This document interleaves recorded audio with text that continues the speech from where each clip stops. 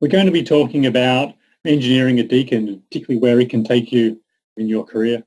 So in terms of our undergraduate engineering courses at Deakin, so civil engineering, electrical, electronics, mechanical engineering, I guess are three of the more common traditional type engineering disciplines.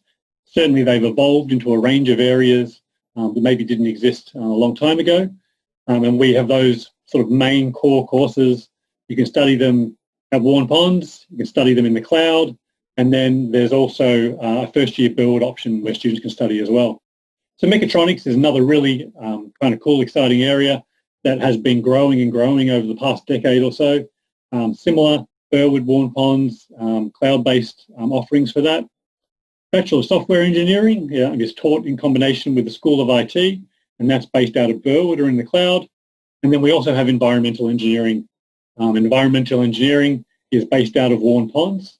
That being said, there are only a few of the environmental engineering units which must be studied on campus. The other units, or the majority of the units, are all offered in online mode as well. And so this means, again, students have quite a lot of flexibility once they get into their course in kind of tailoring and choosing the study mode that suits them best. To me, engineering is an approach.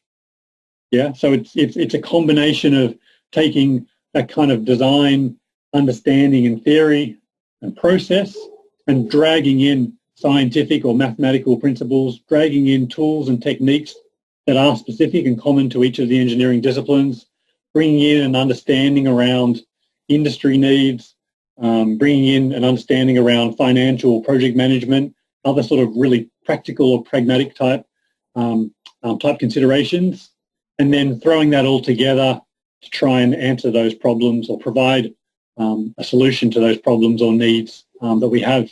Starting from first year to learn that process is just as important as learning all the theory.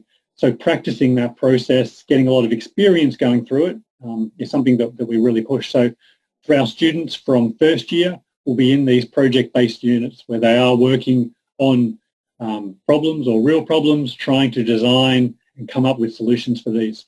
So I mentioned the facilities. Deakin over the last decade has invested an awful lot into engineering, in ensuring that students have not just state-of-the-art equipment, facilities and labs to actually do their engineering work, but also really good collaboration spaces, both online as well as campus-based ones that students can take advantage of, kind of aid them in their learning.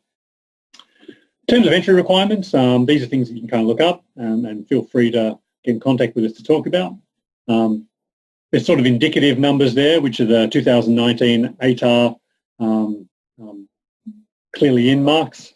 And so these are applicable to Year 12 leavers applying through VTAC. And there are also requirements there around some maths entry requirements as well as a English study score as well.